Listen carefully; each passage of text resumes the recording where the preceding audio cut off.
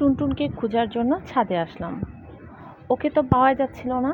এরপরে ছাদে আস্তে আস্তে যখন এসে হাজির হলাম ঠিক এই দিকটায়, দেখি যে ও একটা ফুল ঝাড়ুর উপরে ঘুমাচ্ছে। আর ওর তো ওই যে দেখছো, ওই যে ওই পাশে একটা বক্স, এই বক্সটা কিন্তু ওর অনেক পছন্দ ছিল, এই জায়গায় রেখে দিয়েছিলাম। এসে দেখেছিলাম যে এই জায়গায় ঘুমাচ্ছে। এরপর আবার রৌদ্রর জন্য এই জায়গায় এসে ঘুমাইছে, মানে রোদ লাগে দেখে। দেখেছো?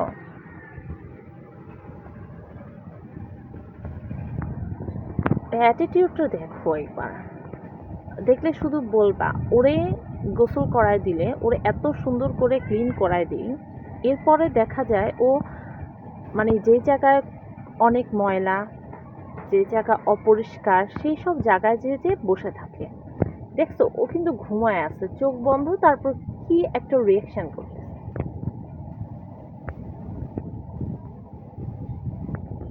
দেখেছো?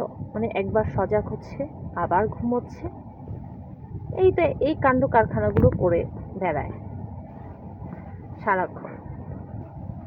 আর মনে করো যে ওকে তো পরিষ্কার রাখাই যায় না। আর আমরা বিড়ালদেরকে মানে ঘরোয়া করে রাখতে চাই না। চিন্তা ভাবনা এরকম রাখি যে যাতে ও প্রতিকূল অবস্থার সাথে টিকে থাকতে পারে, অন্যান্য বিড়ালদের সাথে ওর পরিচয় হয়, বা ও যাতে পরিবেশে কিভাবে খাপ খাইয়ে চলতে হয় সেটা পারে। ঘরের বিড়াল ঘরে অনেকে রাখে, সেটা আমাদের কাছে পছন্দ হয় না। কারণ ওই যে ফার্মে মুরগির মতো, মানে ঘরে মানুষ হোক সেটা আমার ভালো লাগে। এই যে দেখছো, মানে এই বক্সটাও পছন্দ। এখন ঠিক আবার একটু রোদে বসার জন্য সেই বক্সে আবার এসে হাজির হয়েছে। মানে বক্সটাতে বসতে বসতে ও একবারে ছিঁড়ে ফেলছে। দেখছো? এই যে এখন আবার এসে এখানে ঘুমাচ্ছে। মানে কিছুক্ষণ পর পর জায়গা বদল করবে, কখনো এইদিকে কখনো সেই দিকে। দেখেছো, ও কিন্তু ঘুমের অবস্থাতেই আছে। যাই হোক, মানুষ আর পশু পাখি আমার কাছে এখন মনে হয় সবারই একটা জীবন,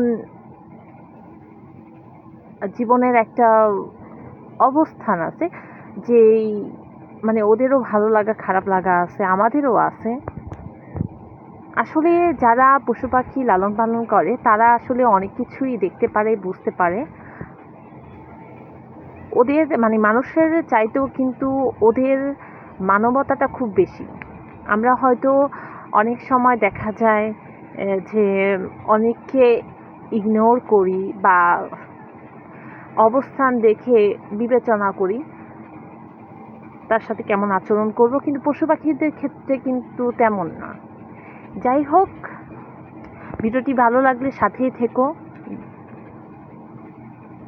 ধন্যবাদ সবাইকে ভিডিওটি দেখার জন্য।